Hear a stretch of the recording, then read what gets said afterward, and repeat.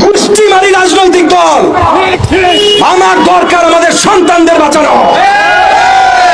আমি বিএনপি বুঝি না, আমি এনডিএম বুঝি না, আমি কোন অধিকার পরিষদ বুঝি না, এবি পার্টি বুঝি না, মুসলিম লীগ বুঝি না, জামাত বুঝি না, কোন দল বুঝি না। আমি বুঝি আমাদের সন্তানরা রাস্তায় দাঁড়িয়েছে, আমি বুঝি আমাদের সন্তানদের রক্ত ঝরছে, আমি বুঝি আমাদের সন্তানদের লাশ মাটিতে পড়ছে। এইটা আমরা হইতে দিব না। আরে চাটুকার বাটপার রাজাকার এই আইসিটি মিনিস্টার আর এই শিক্ষামন্ত্রীর দল, তোদের সরানোই তো আসল কোটা সংস্কার।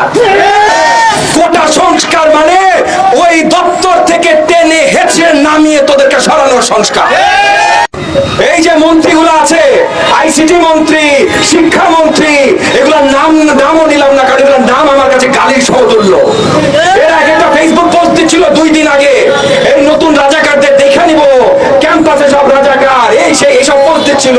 গত 2 দিন আমাদের সবার, আমাদের ছাত্র সন্তানদের কর্মসূচির ভয়ে ওদের গলা পাল্টে গেছে। এখন আর ওরা আমাদের ছাত্র সন্তানদের রাজাকার বলা সাহস পাচ্ছে না। এখন ওরা কি বলছে? বলছে তোমরা সাবধান হও, তোমাদের আন্দোলনকে অন্য মোড় দিতে চেষ্টা করা হচ্ছে, সরকার বদলের চেষ্টা করা হচ্ছে। আরে চাটুকার বাটপার রাজাকার এই আইসিটি মিনিস্টার আর এই শিক্ষামন্ত্রীর দল, তোদের সরানোই তো আসল কোটা সংস্কার। 2 নাম্বারই ভারতীয় রাজাকারী কোটায় তোরা আজকে সরকার পরিচালনা করিস। কোটা সংস্কার মানে ওই দপ্তর থেকে টেনে হেঁচড়ে নামিয়ে তোদেরকে সরানোর সংস্কার। প্রত্যেকটা সংস্কারের আন্দোলন মানে রাজনৈতিক সংস্কারের আন্দোলন।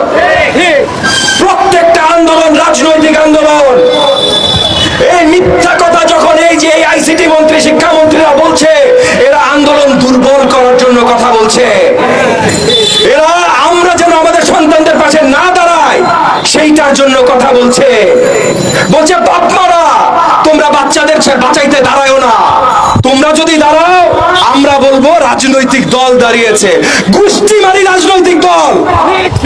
আমার দরকার আমাদের সন্তানদের বাঁচানো। আমি বিএনপি বুঝি না, আমি এনডিএম বুঝি না, আমি কোন অধিকার পরিষদ বুঝি না, এবি পার্টি বুঝি না, মুসলিম লীগ বুঝি না, জামাত বুঝি না, কোন দল বুঝি না। আমি বুঝি আমাদের সন্তানরা রাস্তায় দাঁড়িয়েছে, আমি বুঝি আমাদের সন্তানদের রক্ত ঝরছে, আমি বুঝি আমাদের সন্তানদের লাশ মাটিতে পড়ছে। এইটা আমরা হইতে দিব না। প্রয়োজনে আমাদের বীর আবু সাইদের মতো বুক ছিঁড়ে দিয়ে দাঁড়াতে হবে। গুলি মারলে আমার গায়ে মার, আমার ছাত্র সন্তানদের গায়ে যেন একটা গুলি না হয়।